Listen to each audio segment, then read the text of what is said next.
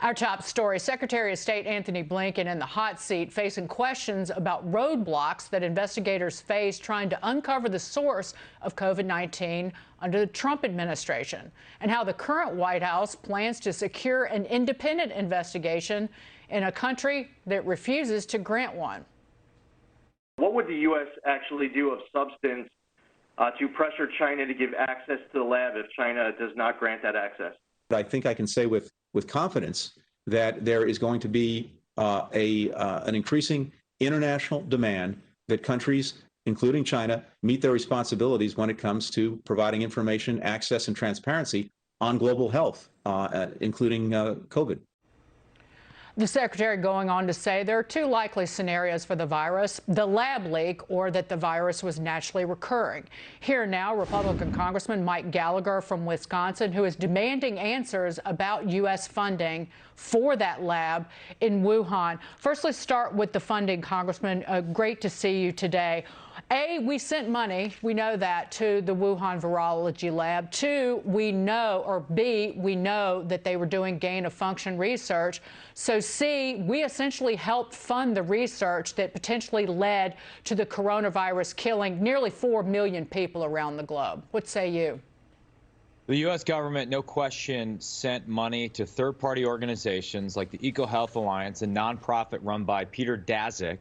And then Daszak, in return, did cooperative research with the Wuhan Institute of Virology.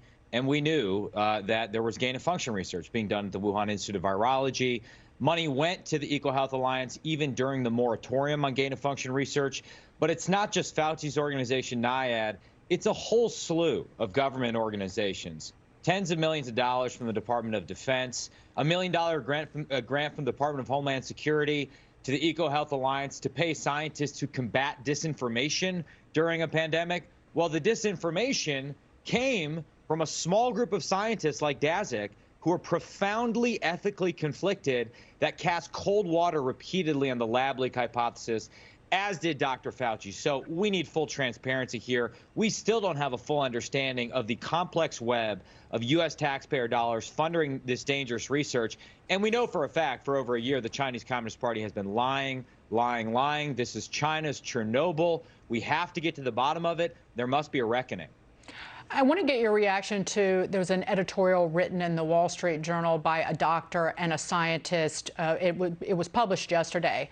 And just to sum it up, and it's very specific in its science, there is a specific genetic pairing or sequence that's most commonly used in gain-of-function research to supercharge a virus.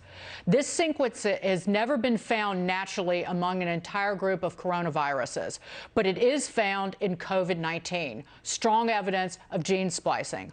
On top of that, unlike SARS and MERS, those viruses, COVID-19 appeared in humans already adapted into an extremely contagious version. An absence of diversity in the public outbreak suggests gain-of-function acceleration. So their conclusion in this op-ed is the scientific evidence points to the virus was developed in a laboratory. How do we get to the bottom of it, dealing with China, to your point? Well, a few things. It was a great op-ed. Prior to that, we had Nobel Prize-winning scientists like David Baltimore, who no one's accusing of being a right-wing partisan, saying there's a smoking gun in mapping the virus itself, something called a furon cleavage site. So even scientists that are well respected within the community are saying the evidence is stacking up in favor of the lab leak hypothesis. So how do we get a definitive answer? Well, one, I'm glad the Biden administration is doing the 90-day intelligence community review, but I'm not putting all my eggs in that basket. They need to declassify all the intelligence, but we need a separate independent investigation led by Congress in concert with some of our allies like Australia, who've been calling for this investigation for a while. And in return, the Chinese Communist Party has hit them with devastating economic sanctions. So we need to be working with them, and then we need to impose penalties. If the Chinese continue to obfuscate, if they're not in compliance with their international treaty obligations that seem obvious, the international health regulations, the Biological Weapons Convention, then they should face severe sanctions And we should also consider amending sovereign immunity for the Chinese Communist Party so Americans can file civil claims against the PRC if they're not compliant. They need to feel pressure and pain if they continue to obfuscate and lie. We'll take a listen to what former President Trump said earlier today, Congressman. I said that it came from the lab a year ago. I had no doubt. It's the single greatest attack on the world, and not just us, on the world in history. And they have to pay. I suggested $10 trillion, and they can't afford that. But they should pay something because what they've done is unthinkable. They should pay something. They should pay. There must be a reckoning, and we should not pay. We should not send U.S. taxpayer dollars to fund such dangerous research. The only one thing I would add is that we don't yet know. I mean, the most likely outcome is that this was an accident, right? A lab leak. We should be open to an alternative and even more nefarious hypothesis if evidence emerges that it was intentional. I haven't seen anything to suggest it was a deliberate attack yet, but the most likely outcome is that this came from a lab at the Wuhan Institute of Virology.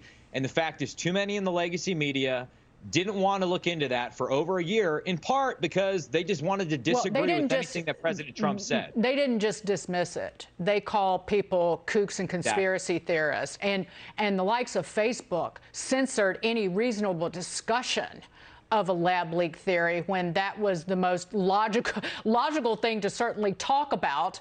I said this last week, that if you have an explosion in a town that has a munitions factory, you don't go and investigate the laundromat.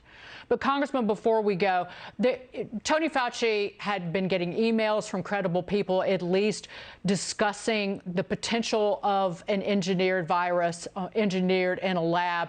And we know that the raw data released in February of last year was, easily identifiable that it could come out of a lab.